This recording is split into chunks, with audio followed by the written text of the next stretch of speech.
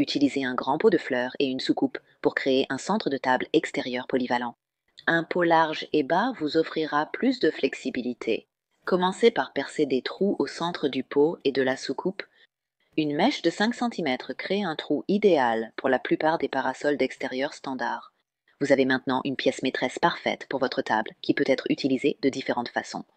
Pour l'utiliser comme rangement, placez le pot de fleurs sur l'ouverture de la table avec la soucoupe retournée dessus. Ensuite, insérez votre parasol. La soucoupe sert maintenant de couvercle et le pot de fleurs peut être utilisé pour ranger tous vos essentiels d'été. Le pot de fleurs peut aussi faire seau à glace. Utilisez simplement le pot de fleurs et remplissez-le de glace pour garder les boissons fraîches et facilement accessibles. L'espace entre le trou du pot et le parasol permet à la glace de s'égoutter proprement. Vous pouvez également utiliser le pot de fleurs et le couvercle pour créer un plateau tournant très simple. Placez la soucoupe à l'endroit sur le dessus du pot de fleurs. Les bords de la soucoupe sont à la hauteur idéale pour contenir en toute sécurité les condiments, les serviettes, les dessous de verre et les couverts. Vous pouvez bien sûr utiliser le pot comme pot de fleurs. Placez la soucoupe sous le pot de fleurs, insérez votre parapluie et ajoutez vos plantes. Pas besoin de remplir le pot de fleurs de terre. Placez simplement les pots à l'intérieur pour ajouter de la couleur à votre table extérieure. Bonjour à toutes et à tous, bienvenue sur Home Talk. Je suis Fiona de Belludet. Fiona de Bellem Comet. Aujourd'hui, nous allons relooker ce meuble très ancien et extrêmement décoloré. Soleil. Parapluie et... Comment allons-nous faire ça? D'abord, nous allons... le laver. La première chose que nous devons faire, c'est prendre ceci. Enlever le couvercle, donc je... peux le mettre dans la machine à laver. Comment je fais ça? Eh bien, je vais littéralement... juste dévisser. Enlever ça ici, le retirer et regardez, vous pouvez vraiment voir là la couleur qui était la couleur d'origine de ceci. Et en fait, j'aime encore beaucoup la couleur des lavés. Ça me rappelle l'océan, c'est très... violet. Donc la première chose que je dois faire, c'est enlever ça. Enlever et j'ai... desserrer un peu le parapluie pour qu'il ne soit pas complètement... déployé. C'est très facile, je fais littéralement... je retire simplement chaque... de ces petits embouts et je vais les mettre dans la machine à laver. Pourquoi est-ce que... je les mets dans la machine à laver? À laver? Eh bien... parce qu'on ne sait jamais s'il y a de la graisse, de la moisissure ou quoi que ce soit qui reste ici. Et ça rend simplement... cela nous assure de commencer avec une toile de parapluie propre.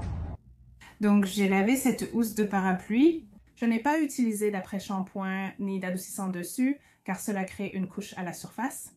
Donc la première chose que je vais faire, c'est que je vais peindre ceci avec des couleurs Dixie Belle, donc de la peinture minérale à la craie Dixie Belle. J'ai plusieurs couleurs pastel différentes, et je dois vous dire qu'avant de commencer à faire ça, je n'étais pas du tout sûre de ce que j'allais peindre dessus. Je ne savais pas si je voulais faire des pois, si je voulais faire une scène marine parce que cette couleur magnifique et c'est vraiment joli, ou si j'allais faire des rayures de peinture.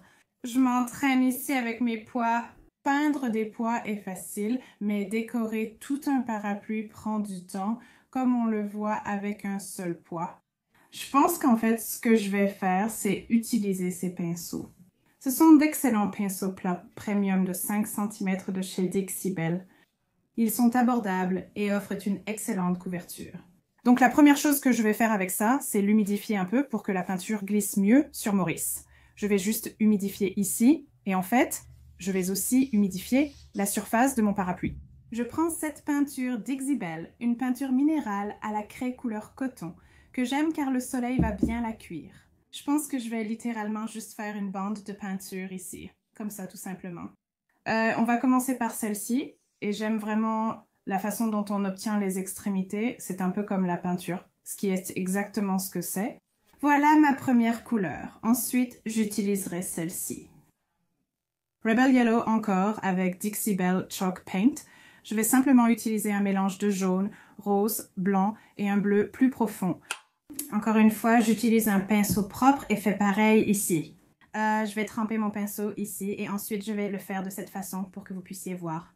Je vais simplement peindre une bande d'à peu près la même taille juste ici. Très joli, et même si cela n'enlèvera pas toutes les ombres de ce parapluie en particulier, cela va nous donner un très beau fond. Même chose encore, je vais faire ça. Je vais l'éloigner de la peinture. J'humidifie mon pinceau et maintenant j'utilise une couleur appelée champagne rose. C'est un joli rose pâle.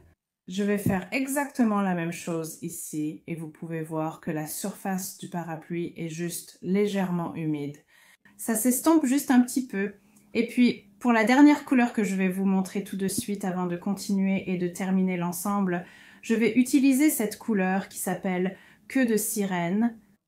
Donc, ce n'est pas une couleur très différente de la couleur d'origine du parapluie, mais commençons. Mettons celle au milieu. Voilà.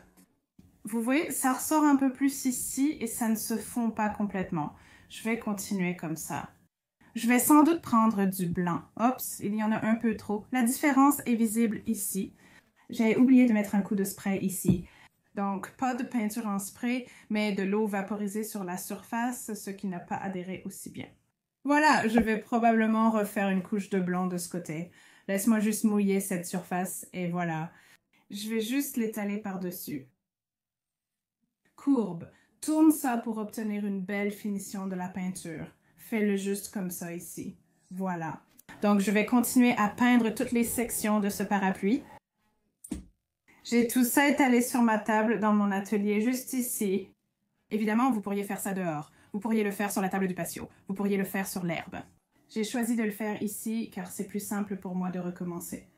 La façon dont je vais faire cela, c'est de ne pas essayer de faire toute la section d'un seul coup. Je fais d'abord le haut, puis j'avance un peu comme au repassage et je répète tout autour avant de finir par le bas. Alors, laissez-moi continuer à faire ça et la prochaine fois que vous me verrez, nous devrions avoir un parapluie magnifiquement peint. Alors, un petit conseil rapide que mon mari, qui a l'esprit très mathématique, vient de me faire remarquer. M'a fait remarquer, c'est Qu'en fait, j'ai besoin de courbet. Je fais cela le long de ces coutures, car le bas du parapluie ici est... Là où se trouve le bord droit. Au lieu de faire ce que je viens de dire pour le haut, voici ce que je dois faire. Il s'agit de traiter chaque section individuellement avant de passer à la suivante. Donc c'est ce que je vais faire. Allons-y et je vais juste préparer ça. On se retrouve dans une seconde. Salut les amis, mais il m'a fallu quelques heures pour terminer ça comme vous pouvez le voir. Ça a vraiment transformé ce parapluie. On est passé d'un truc un peu décoloré par le soleil, un peu moisi et pas très joli à un très joli nouveau parapluie qu'on peut utiliser avec fierté et bonheur.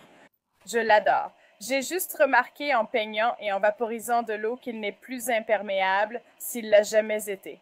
Je l'ai sauvé de la décharge, alors qui sait? Donc j'ai ce produit ici qui s'appelle 303 Fabric Guard et je vais juste en vaporiser une très légère couche par-ci par-là. Oh, mon chien a trouvé un raton laveur, c'est fou! Allez, on y va! Donc, vaporisez ceci, juste pour vous assurer que c'est complètement imperméable. Et ils disent que la meilleure façon de le faire sécher est de le mettre en plein soleil. Je vais le faire maintenant. Il fait chaud et ensoleillé à Toronto. Laissez-moi terminer. Je veux en vaporiser partout et nous verrons à quoi ça ressemble de l'autre côté.